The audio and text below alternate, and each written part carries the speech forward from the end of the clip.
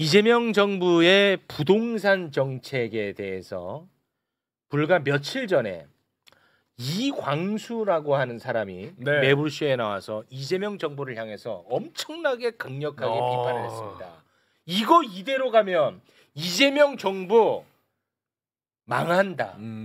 이렇게 가면 이재명 정권 결국 실패한다. 정권 교체당한다. 막 소리를 질러댔어요. 그런데요. 이재명 정부가 거기에 대해서 응답을 했어. 말한 대로 변화를 시켜버렸습니다. 대한민국을 움직이는 이광수 박수로 맞이합니다. 이런 효능감 어디 있어? 네, 안녕하세요. 이 뭐야? 아 뭐예요?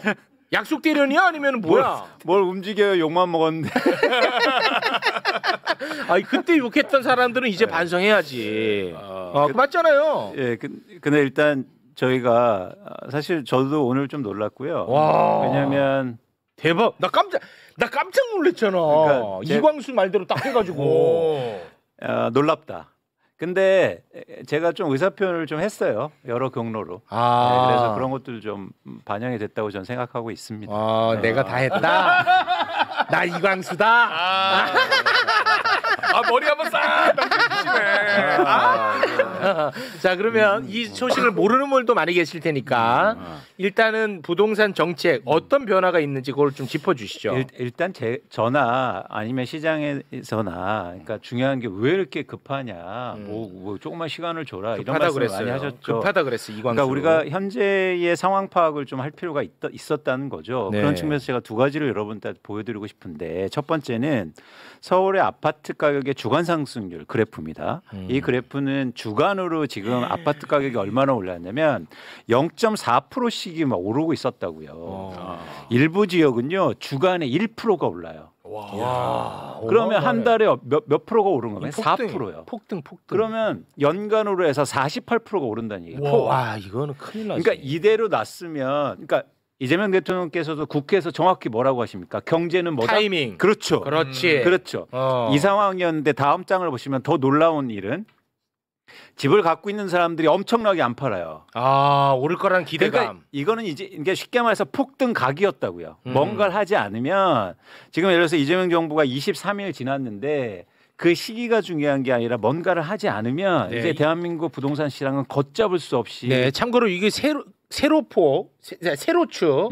세로축이 매도 물량입니다. 그렇죠. 급격히 매도 물량이 줄어든다는 것은 집 갖고 있는 사람들이 야 이거 집 오른다라는 기대감을 갖고 있다라는 겁니다. 그렇습니다. 그러다 보니까 이게 살려는 사람들은 많고 그다음에 팔려는 사람들은 줄으니까 집값이 어떻게 폭등 안 할 수 있겠습니까? 그렇죠. 네. 그런 것들이 이제 지표에서 나타나고 있었는데 사실 저건 저는 두려웠어요. 저 잠도 잘 못 잤거든요. 진짜 그러셨어요. 진짜요. 진짜. 네. 그런데 사실 오늘 좀 놀랐다. 정책을 보고 두 가지 측면에서 놀랐는데. 자 어떤 정책이 나왔습니까? 첫 번째는 현실을 명확하게 인지하고 있어요. 어떻게? 현재 왜 대한민국에 이렇게 서울의 집값이 오르는지 원인 파악을 명확하게 하고 있어요. 어떻게 하고 있습니까? 그러니까 지금 집값이 오르는 거는 대출이 쉽게 말해서 빚이 증가해서 오르고 있거든요. 근데 각종 여러 가지 대출들. 예를 들어서 막 전세 어떤 상황이냐면 1주택자가 전세자금 대출을 받아서 집을 삽니다. 이거 이해가 되세요? 1주택자가 주택이 있는 사람이 또 전세 대출을 받을 수 있어요. 이러면서 대출이 방만하게 운영되고 지금 매일 2천억에서 3천억 이상씩 대출이 증가하면서 부동산 시장의 유동성이 쏟아내고 있었다고요. 이 현실을 명확하게 알고 있다. 일단 첫 번째 놀란 게. 두 번째는 뭐냐면 원인에 대해서 항상 그 말씀을 하셨거든. 오른다는 거는 문제 제기는 여야 할 것 없이 다 해요.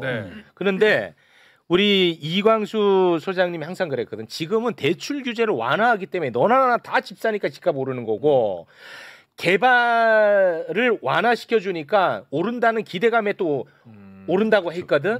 근데 이거를 갖다가 국민의힘도 이 집값 오른다고 막 화를 내. 근데 그 원인을 뭐라고 하냐? 아파트 빨리 더 안 짓기 때문에 오른다고 얘기를 해. 그래서 빨리 더 아파트 짓게끔 하라고 얘기를 한다고. 그렇게 원인을 아예 다르게 분석을 한다고. 그러면 큰일 난다는 걸 항상 지적을 했다는 거예요. 맞죠? 맞습니다. 네. 그러니까 정확히 말씀하셨는데 최용님이 경제에서 뭔가 대책을 만들고 정책을 만들 때 중요한 건 첫 번째는 원인 파악을 제대로 하는 거예요. 그렇죠. 네. 예전에 집값이 오르면 뭐라고 얘기하냐면 1인 가구가 증가해서 집값이 오른대요. 이게 말이 됩니까? 아. 1인 가구가 증가해서 강남 아파트 가격이 올라요? 1인 가구가 거기 사는 사람 거의 없죠. 없죠. 어떻게 삽니까? 네. 최영님 빼고는. 아 카운터 하나 훅 들어오네요. 예. 자, 그래서 모든 경제 정책은 핵심이에요. 뭐냐면 지금의 한국의 경제가 안 좋은 건 내수가 안 좋았다. 네. 그렇기 때문에 명확하게 얘기하잖아요. 그렇습니다. 내수 경제. 네. 이게 중요했는데 저는 그렇지. 그게 우려감이 있었다고요. 왜냐하면 자꾸 딴소리를 하니까. 그런데 이번 정책을 보면서 정확히 원인 파악을 했다는 게 저는 놀랍다. 놀랍다. 두 번째는 정책을 발표해서 거기에 맞는 정책을 발표하는데 그 정책이 진짜로 시장에 영향을 미치려면 두 가지 성격을 갖고 있어야 됩니다. 첫 번째는 뭐냐면 예상치 못한 시점이어야 돼요. 네. 그리고 과거에 없던 새로운 정책이어야 돼요. 그래야 먹혀요. 그렇지. 누구나 예상하고 야 그렇게 할 거야라고 하는 정책은 먹힐 수가 없어요. 미리 반영돼 있어. 근데 오늘 정책은 놀랍습니다. 일단 내일부터 바로 시행이에요. 바로 시행. 전격적인 항상 속도를 말씀하셨잖아. 속도. 타이밍이야. 그래 속도. 아니 이거는 근데 저는 놀랐어요. 놀랐어. 내일은 은행도 안 열어. 왜 내일부터지? 속도에. 근데 자꾸 이거 저희 보고 이거 방송 안 보신 분이 호들갑 떠지 말라는데 이광수가 얼마나 난리친지 알아? 이건 속도라고 지금 해야 돼서 내가 얘기하는 거라고. 그래 내가 거기서 아이고 2주 됐다 2주. 너 입 찢어버린다고 나한테 2주 얘기하지 말라고 지금 당장 지금 1분 1초가 급하다고 맞아. 말씀하셨잖아. 그렇죠. 그런 측면에서 좋아. 이제 내일부터 바로 시행입니다. 내일부터. 그리고 두 번째 이제 정책 말씀드리겠지만 과거에 없던 거예요. 좋아요. 그러니까 이거는 지금 특히 서울의 부동산 시장, 대한민국 부동산 시장을 굉장히 빠르게 안정시킬 거예요. 좋습니다. 네. 내용을 한번 볼게요. 네, 내용. 일단 제가 주목하는 건 첫 번째는 궁금하다. 쉽게 말해서 큰 방향성은 과도한 빚으로 집 사는 시대를 끝내겠다는 거예요. 와 좋다. 빚잔치. 두 번째는 한국의 부동산 시장을 실제로 집을 필요한 사람들을 위한 시장으로 조성하겠다는 그럼 거예요. 실수요자 위주로 가야지. 이 큰 방향성으로 일단 첫 번째 나온 정책은 대출과 관련된 정책입니다. 대출. 그래서 이제 첫 번째는 가계대출 총량을 관리하겠다는 건데 네. 제가 이걸 관심 있게 보는 건 뭐냐면 같이 보실게요. 네. 자, 보통 그동안의 방향성은 빚을 즉 대출을 일으키는 사람들을 규제했어요. 이번에는 바로 금융권을 규제합니다. 금융권을. 예. 그러니까 은행 보고 니네 해주지 마라고 한 거예요.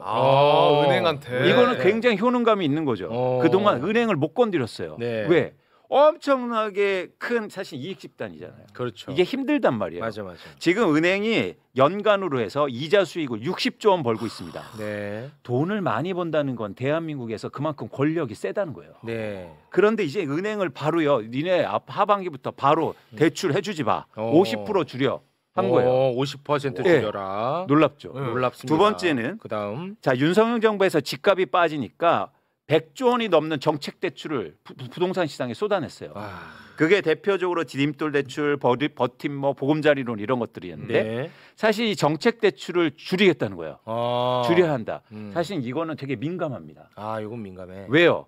이런 대출을 받는 분들이 대부분 무주택자나. 그렇죠. 그렇지. 그런데 이걸 건드렸어요. 그럼 당장 어떤 불만이 있을까요? 그럼 나 집 어떻게 집 살아? 사지 말라는 거냐? 사다리 걷어차기냐? 그렇지. 이제 앞으로 이재명 정부 이제 지지 처리한다. 그렇죠. 이제 보수 언론들이 이제 엄청나게 때릴 겁니다. 때릴 거예요. 근데 네. 한번 잘 생각해 보자고요. 네. 어떤 거냐면 집값이 이렇게 비싼데 대출을 그렇다고 많이 해주는 게 중요합니까? 아니면 대출을 안 해줘서 집값을 내리는 게 무주택자한테 중요합니까? 내리는 게 중요하지. 그쵸. 그거예요. 그 뭐죠? 그 용기를 낸 거예요. 용기야. 내가 욕 먹더라도 이게 용기 있는 정책이야. 맞아. 그렇죠. 이 이게. 용기를 못 냈다고요. 그렇지. 무주택자한테 대출을 끊는 걸 못했어요. 맞아. 그런데 끊어서 자신 있게 그러면 내가 집값을 내려줄게요. 진짜. 진짜다. 이 신호를 준 거예요. 그래, 사실은 그렇게 그동안 봐야 되네. 어땠냐면 목마르다고 그랬어요. 집값 오르는데 내 집 없어요. 그래서 그동안 목마른 사람들한테 어떻게 해준지 아십니까? 바닷물을 먹였다고요. 와 좋았다 표현. 표현 좋았어요. 진짜. 아, 바닷물을 너무 먹인 거야. 그랬더니 어떻게 합니까? 계속 더 달래. 더 달래. 더 더 목마르니까. 대출. 그러면 집값은 오르고 어. 내 대출은 더 커져요. 그렇지. 맞아. 와, 좋았다 지금. 맞아. 자, 이제 바닷물 끊고 이제 우물 팝니다. 우물을 파자는 거야. 이거예요. 그래서 그렇지. 이게 놀라운 정책이에요. 이건 아무도 못 하는 거야. 그렇지. 물 없어? 그러면은 물을 파야 될 거 아니야. 그렇죠. 어. 바닷물을 왜 먹여요? 바닷물을 먹이면 되냐고. 그래서 좋았어요. 여러분 너무 여기에서 흥분하지 마시고. 자, 지금 우리가 본인이 제일 흥분했어요.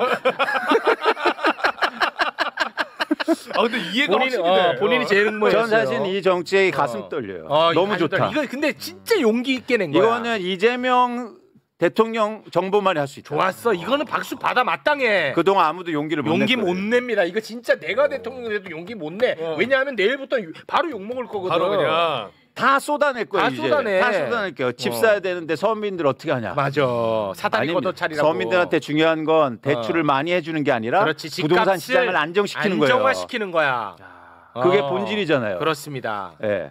두 번째. 자, 봐라. 내일부터 보도 어떻게 나오는지 너 봐봐. 벌써 나와요. 서민들 뒤통수 맞았다로 나올 거야. 내가 헤드라인 뽑아줄게. 오케이, 알았지? 오케이. 그 다음에 바로 이어서 양극화 심화. 돈 없는 사람은 집 못 사고 이제 돈 있는 사람만 집 산다. 양극화. 찾아봐. 무조건 그렇게 갈 겁니다. 내일부터. 자, 두 번째인데. 두 번째. 주택담보대출을 바로 강화하는데 예를 들어서 1주택자를 이상 갖고 있는 사람들은 대출을 빵. 야, 이거 우리가 얼마나 강조했어. 그쵸. 집 있는 사람한테 왜 대출을 또 해주냐 이거야. 그렇지. 와. 아 근데 이거는 그냥 뭐 10% 20% 아니고 그냥 빵. 좋아. 이거 보여주세요. 와. 놀랍지 않습니까? 진짜지. 그냥 빵이야. 진짜 빵 맞지. 저 빵은요. 빵은 빵은 진짜 용감한 거예요. 그래, 잘했다. 이거 잘했다. 진짜 잘했다. 그냥 진짜 이게 잘했어. 놀랄만한 거예요. 와. 놀랄만하죠. 그 다음에 와, 잘했다. 은행들이 엄청 꼼수를 썼어요. 뭐냐면 대출 제한을 하니까 대출 만기를 늘려버려. 50년 만기 이렇게. 맞아. 그렇지. 그래서 그런 평생 빚에 허덕여. 그러니까요. 50년 동안 갚아야 돼요. 그럼 제가 갚으면요. 지금 대출 받으면 100살에 갚아야 돼. 100살까지. 그럼 100살 갚는 게 중요한 게 아니라 쓸 돈이 없어서 내수가 안 돌아 또. 맞습니다. 예. 그래서 이번에 그냥 야 30년 그거 안 돼. 너는 그 이상은 안 된다. 그 이상 안 돼. 예. 와. 이런 저는 결단하고 과감성이 너무 좋아요. 자, 다음 장. 자, 다음 장 갑니다. 지금 어떻게 했냐면 아까 말씀드린 것처럼 1주택자도 전세담보 대출 받아서 전세금으로 집 사고 대출 받아서 이런 형태들이 엄청 많았다고요. 이제 진짜 전세로 사는 사람만 대출 받아. 나머지는 전세 대출 안 돼. 이것도 끊어버렸어요. 와, 잘했다. 이제 갭 투자 같은 거 이제 안 됩니다. 그렇죠. 어떤 식이었냐면 예를 들어서 내가 전세 살아요. 그래서 내 돈으로 살고 있는데 집값 오른다 그러니까 이걸로 대출 받아서 그 전세 대출로 다른 데 집을 사요. 이런 형태들이 굉장히 많았단 말이에요. 그러니까 집값이 안 오를 수 없지 않습니까? 너무 비정상적이잖아. 이런 것들이 막 그러면서 은행들이 돈을 벌고 한국의 주택 시장은 엉망이 되고 그런 무주택자는 울고 전세 가격, 월세 가격 오르고 집에 보급은 계속 된다니까 공급은. 맞아. 근데 결국은 한 채 갖고 있는 사람이 두 채 갖고 두 채가 세 채 되는 겁니다. 맞아요. 그리고 예를 들어서 한 채 갖고 학교 있는 사람이 팔아서 또 비싼 집 대출 받아서 사가고 갈아타기 하고 끊이 없어요. 끊임없어. 이게 계속 그러니까 바닷물이에요. 네. 그리고 또 하나 놀라운 게 이 새로운 정책인데. 너무 좋은데. 자, 주담배 주택담보대출 좋아요. 주담대. 6억 원에서 그냥 끝. 더 이상은 안 돼. 그게 무슨 말이에요? 그러니까 예를 들어서 대출을 받으면 10억 원을 사든 20억 원을 사든 그동안 가격에 비례해서 대출을 해줬단 말이에요. 그러니까 집값이 아주 비싼 집값은 대출을 그만큼 많이 해줬다. 그렇죠. 그런데 그 상한제를 둔 거예요? 그렇죠. 얼마로? 그래서 6억 원. 6억 원으로. 수도권. 그러니까 내가 30억짜리 집 살아도 이 집을 담보로는 6억밖에 대출 6억 이상은 안 되는 거야. 그동안은 막 50% 해주면서 15억씩 받아버려. 그러니까 6억 원은 안 돼. 6억 원 더 이상은 안 돼. 그렇지, 잘했다. 이게 새로운 정책이에요. 과거에 없던 요건 거. 처음이에요? 지금 깜짝 놀랐어. 놀랐어? 네. 많이 놀랬나 봐. 부동산 시장 놀랬어? 지금 보수 경제지들 깜짝 놀랐어. 많이 놀랬구나. 이게 놀랬구나. 이게 좋아요. 요게 좋아. 네, 그래야 정책의 효과가 제대로 날 수 있는 거예요. 제가 볼 때 대한민국 부동산 시장 안정될 수 있고 있고 사실은 이게 더 놀라운 게 첫 번째라는 거예요. 이게 첫 번째야. 예. 너무 상식적인 것 같은데 이게 첫 번째구나. 그렇죠. 그렇죠. 그리고 저는 시점도 너무 좋았다. 시점도 좋았다. 시점이 좋아. 그러면 만약에 이거를 예고를 미리 하고 예측이 됐으면은 아까 우리가 본 그래프보다 집을 갑자기 또 파는 사람이 많아졌겠네. 맞아요. 그렇거나 막 집을 미리 막 사거나. 미리 사. 그러니까 예를 들어서 안 된다니까 지금 막 열흘 동안 엄청 대출 받는 거지. 이런 부작용이 있는데 사실 이번은 정광석화까지. 옛날에 김영삼 때 금융실면제 이런 금융실면제로 가는 거야. 좋았다 이거. 그리고 그래서 이제 마지막으로 제가 말씀드리고 싶은 건 이제 다음 스텝이 중요하잖아요. 네. 그래서 제가 제안 드리고 싶은 게 있어요. 제안. 재미 들렸습니다. 본인이 무슨 뭐 대통령입니다. 자 제안 또 들어갑니다. 그러니까 지난번에 제가 말씀드린 대출 규제 필요하다. 이번에 나왔죠. 속도 빨리 해야 된다. 자, 이번에 나왔죠. 두 번째. 어쨌든 대통령께서 어떤 말씀하시냐면 세금으로 집값 잡지 않겠다고 말했어요. 말씀하셨어요. 네. 좋습니다. 그런데 우리가 세금으로 교정할 게 있어요. 뭐예요? 뭐냐면 대한민국의 부동산 세금이 공정하고 공평하지 않아요. 부동산 세금이. 네. 왜요? 공정한 세금 체계가 구축돼야 된다. 이거는 집값을 잡는다는 얘기하고 다른 거예요. 이거 공정의 문제예요. 예를 들어서 제가 예를 들어 볼게요. 네. 최근에 서울 성동구에 24평 아파트입니다. 24평. 크지 않아요. 24평 아파트를 13억 7천만 원에 매각했어요. 13억이 매각. 그런데 3년 전에 이 집이 15억 5천만 원에 산 집이에요. 그래서 3년 동안 7억 2천만 원의 수익을 냈습니다. 15억에 샀다면서요? 15억에 샀는데. 아니 11억 5천. 11억. 진짜 죄송합니다. 다시. 다시. 24억 아파트를 다시. 자, 24평 아파트. 24평 아파트를. 24억 아닙니다. 24평 아파트를 언제? 자, 3년 전에 11억 5천에 샀어. 11억 5천에 근데 샀어. 최근에 18억 7천만 원에 팔았어요. 18억 7천. 왜 이렇게 갑자기 내가 봐서 둘 다 흥분했어 지금. 자, 조금 24억 진정하시고. 다시 한다. 다시 처음부터 24평 아파트인데 24평 아파트인데 3년 전에 11억 5천만 원에 샀어요. 3년이 지나서 어제 18억 7천에 팔았어요. 8억 7천에 팔았어요. 근데 이거 살 때 대출을 50% 받아서 내 돈은 5억 7천만 원 들어갔어. 네. 살 때. 근데 5억 7천만 원 그래서 수익이 얼마 났냐면 3년 동안 7억 2천만 원 났어요. 네, 7억 2천. 그래서 내 돈 대비해서 수익률은 125%예요. 그런데 네. 이분이 팔아서 다른 데 갈아타게 했어. 네. 그런데 놀랄만하게 3년 동안 수익이 7억 2천만 원 냈는데 양도세 소득세가 8천만 원 나옵니다. 네. 11% 세금을 내요. 네. 11%. 이게 왜 이런 말씀을 드리냐면 우리나라에서 똑같이 이렇게 최영님이 여기 일해서 3년 동안 7억을 벌잖아요. 그러면 20% 이상을 내야 돼요. 세금을. 네. 내 몸을 움직여갖고 노동을 해서 번 돈은 세금을 더 내? 네. 가만히 앉아갖고 누워서 집에 누워갖고 코딱지하고 하면은 집값 오르는 거는 세금을 덜 내? 공정하지 않죠. 공정하지 않은 게 아니라 나는 지금부터 집회 나갈라오. 갑자기 인민군이 나 지금부터 집회 나갈라오. 공정하지 않죠. 웃을 일 아닙니다. 누가 대한민국에서 뭐가 유행이냐면요. 회사 그만두고 그냥 부동산 투자하러 다니는 게 유행이에요. 그거는 그렇지. 건강한 사회 아닙니다. 저는 세금으로 집값 잡으라는 말 하지 않겠습니다. 네. 대신 공평하고 공정한 세금 체제는 이루어져야 돼요. 그렇지. 대한민국의 부동산 세금이 너무 낮아요. 그러네.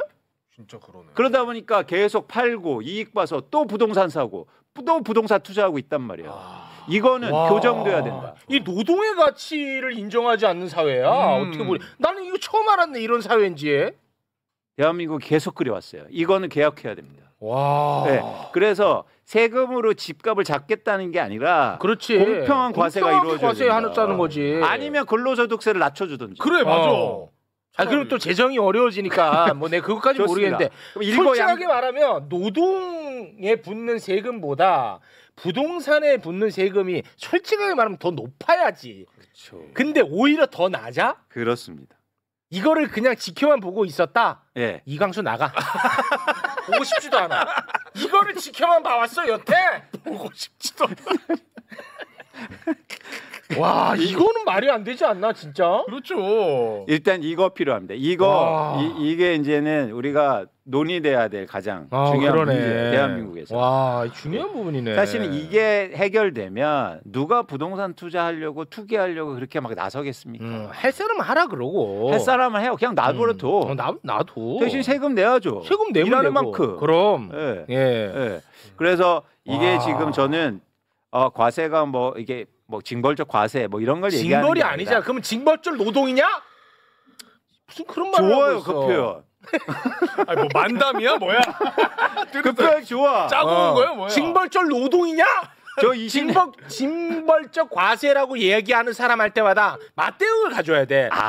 그러면 좋다. 징벌적 노동이냐? 너무 좋다. 요걸로 가져야지. 역시. 강제징용이냐? 이거 가져야지. 무슨 말인지 알겠죠? 그럼 강제 노동이냐? 뭐하냐? 둘이 뭐하냐? 사실 웃을 일 아닙니다. 사실- 웃지 마세요. 뭘 보고 웃어요? 사실 제가 오늘 너무 좋아요. 너무 좋아. 솔직히 저는 말은 못했지만 솔직히 좋아. 좀 실망했었거든. 그동안에. 왜냐? 자, 이광수가 누굽니까? 이광수는 솔직히 매불쇼에서 행여나 정치적인 얘기할 때 본인이 정치적으로 느껴질까봐 굉장히 조심했던 사람. 왜냐? 본인은 경제에 대한 이야기를 하고 싶어. 예. 근데 행여나 나를 정치적으로 누군가가 볼까봐 조심했던 사람이야. 근데 지난번 대선 국면에 자기 얼굴을 딱 드러내고 무대에 올라서 이재명 후보를 지지 선언을 했어. 엄청난 결단이었어. 네. 그런데 이 부동산이 이거 폭등하면서 이걸 보면서 와 이거 이대로 가면 이 정부 끝난다 해서 너무나 화가 났던 거야. 솔직히 실망했잖아. 말 못했죠. 말 못했지. 근데 또 하나 있어요. 제가 아시잖아요. 제가 회사도 그만두고 이 바닥에 맞아요. 나선 게 가장 큰 목적이 있었다고요. 네. 대한민국 부동산 시장의 정말 안정. 그래서 제가 매불쇼도 다 계속 얘기하고 한 거예요. 네, 맞아. 제가 왜 억대 연봉 받다가 왜 나와서 이렇게 돈도 못 벌고 있겠습니까? 그런데 진짜 좋은 세상이 열린 거잖아요. 근데 그렇지. 아무것도 안 하는 거야. 그렇지. 그때마다 잠이 안 와. 내가 옆에서 야 2주 됐다 2주 닥쳐 이렇게 한 거야. 2주가 중요한 게 아니라 지금 폭등하고 있는데. 그렇지. 네, 근데 그리고 나는 이건 하나 얘기하고 싶어요. 지금 뭐요? 댓글에 지난번부터 이광수 너가 부동산 내려간다고 했잖아. 네가 뭘 알아? 지금 다 틀렸잖아 하는데 맞아요. 가만히 있었으면 내려갔을 거예요. 근데 윤석열이가 계속 부양시켰다니까. 오히려. 그 얘기를 쏙 빼고 해 얘네들이. 아이고 진짜 나 아니면 이걸 누가 없죠. 나 울 것 같아. 울 것 같아. 근데 오늘 너무 좋으시다. 최영이 진짜 너무 감동이야. 그러니까 이게 사석에서 만나면 되게 그러니까 안 친절한데 방송에서는 친절한 것 같아. 되게 우회죠. 그래서 저는 사적으로 안 만나고 여기 매불쇼에서 만나고 싶어요. 네. 지금 만끽하셔야 돼요. 이 최욱 씨의 따뜻함. 오늘 여러 가지로 감동받고 제가 갑니다. 너무 좋습니다, 진짜. 고맙습니다. 그래서 아까 형평에 맞는 공정한 과세 정책은 내가 다시 한번 경고한다는 좋습니다. 말씀입니다. 맞죠? 네, 그래서 촉구합니다. 이거 체계 만들어야 된다. 그럼 우리나라가 진짜 부동산 시장이 우리 아이들을 위해서 우리 아이들이 이 부동산가 어떻게 지탱합니까? 맞아요. 못해요. 그러기 위해서 그런 세상을 만들려면 저는 일단 그 공평한 과세, 공정한 과세 여기까지도 한 발자국 더 나가야 된다. 그럼 이재명 정부가 저는 대한민국 부동산 시장을 안정시킨 첫 진보 정권. 이 타이틀을 이재명 정부가 가질 수 있다고 보고 있습니다. 자신감을 가지세요. 자신감을 가져라. 맞아. 집값을 잡겠다 이런 게 아니라 진보 정부 중에서 유일하게 한국의 부동산 시장을 안정시킨 안정이야 안정. 그거요. 네. 그거 할 수 있다. 이게 진짜 너무 저도 다행이라고 생각하는 게 제 친동생이 서울에서 회사 다니는데 집값을 보고 이거는 내가 여기서 10년 20년 해도 안 된다 해서 절대 안 돼. 절대. 지금 광주 내려간다 그랬거든. 절대 안 돼. 서울 생활 포기하고 내려간다 그랬었거든요. 맞습니다. 집값을 내려줘야지. 계속 빚내라고 기회 주는 게 기회냐? 바닷물이지. 바닷물이야. 좋았어요. 바닷물. 계속 써먹어요? 아니 써먹는 게 아니라 훌륭합니다. 좋습니다. 너무 좋습니다. 정말 세상은 바뀌었고요. 효능감을 우리가 느끼고 여기서 희망을 봅니다. 맞습니다. 여기서 하나 더 얹겠습니다. 뭐죠? 상법 개정 빨리 하라 이거야. 민주당 지금 뭐 눈치 봅니까? 맞아요. 상법 개정 하겠죠? 합니다. 합니까? 네, 합니다. 네. 좋습니다. 제가 어제도 그것도 좀 이렇게 하고 그랬어요. 아, 그랬어요? 네, 고맙습니다. 와, 이 진짜 눈물 난다. 네. 너무 기쁨의 눈물, 감동의 눈물입니다. 너무 좋습니다. 네. 너무 좋습니다. 화이팅! 화이팅! 대한민국 지금까지 대한민국 화이팅! 대한민국 화이팅! 이광수 화이팅! 대한민국 화이팅! 저는 괜찮아요. 대한민국 화이팅! 너무 고맙습니다. 지금까지 대한민국 살리는 이광수였습니다. 고맙습니다.